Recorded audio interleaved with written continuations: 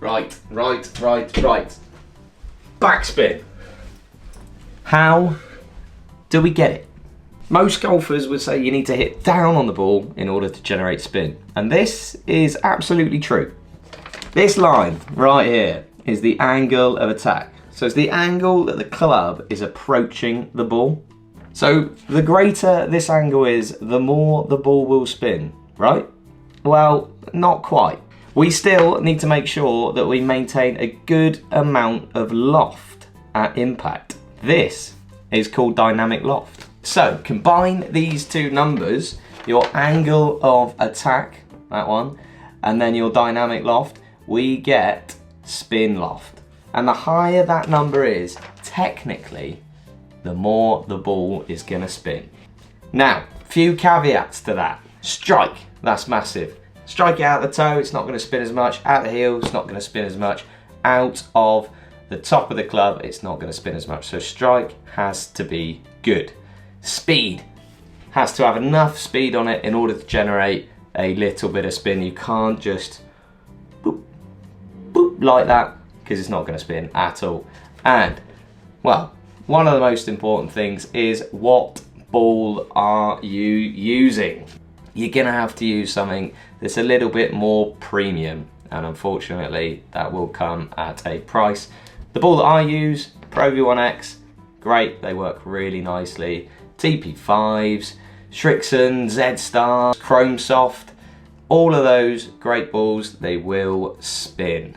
So, how can we better our technique in order to get more spin? Let's take you out to the golf course. Right, I haven't chosen the best day to do this, but we're gonna try. Right, first step, I'm gonna need you to take your highest lofted wedge, and don't be scared. So mine is my 60. Trust me, it's gonna help. Oh yeah, and make sure those grooves are nice and clean.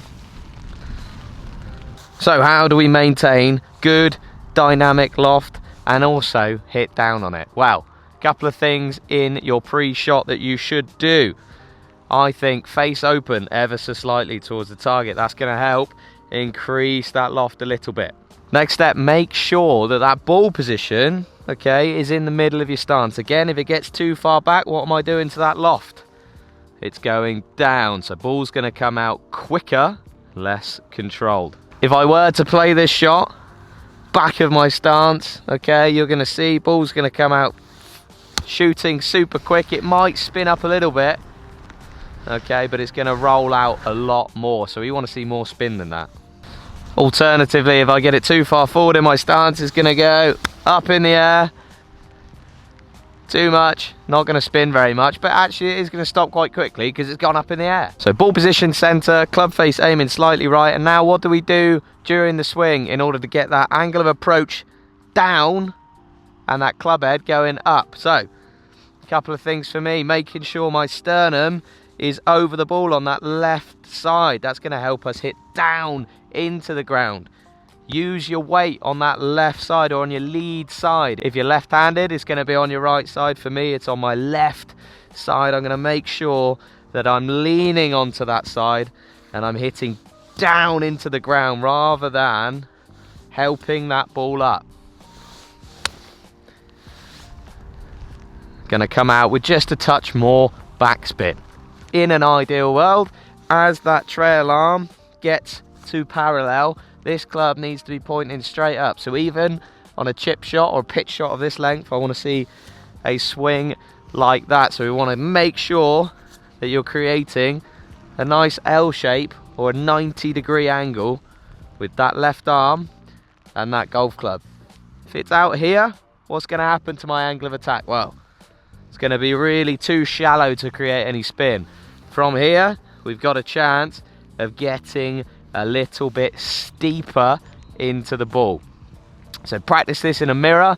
You can see yourself. If you're right-handed, get that left arm parallel to the floor, get that club head facing up, okay? Hold on to those angles for a little bit longer, okay?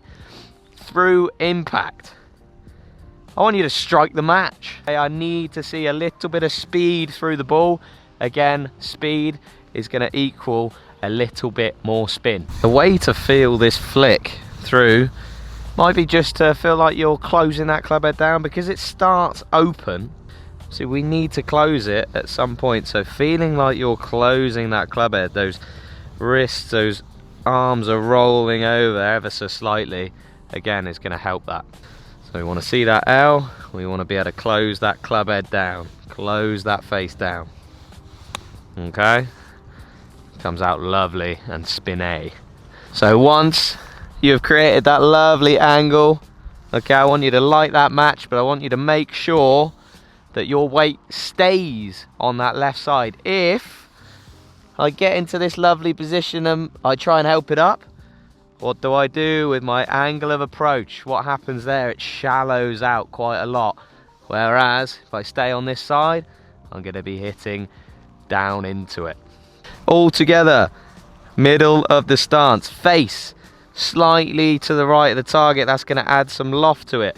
Sternum over the ball. Okay, I'm going to try and create my lovely L, or that 90-degree angle, and then I'm going to whip it through, making sure my weight is on that left side. Here we go, all together.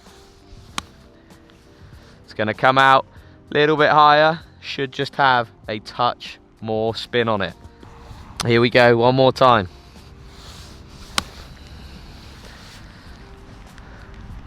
Whoa, it's nice, that one. There is also something that might help, although it could be illegal. Don't do this on the course, just do it when you're practicing. It's a good bit of fun, but it's highly against the rules. Take some sand from the bunker and make sure you cover the face of your wedge with it.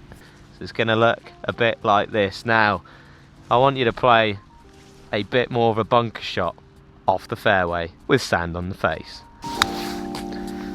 Oh, get in the camera shot. Right, hope you enjoy the video. Thank you very much for watching. This is a little bit of a different style for me, but like, subscribe, do whatever you gotta do, and I hope this helps.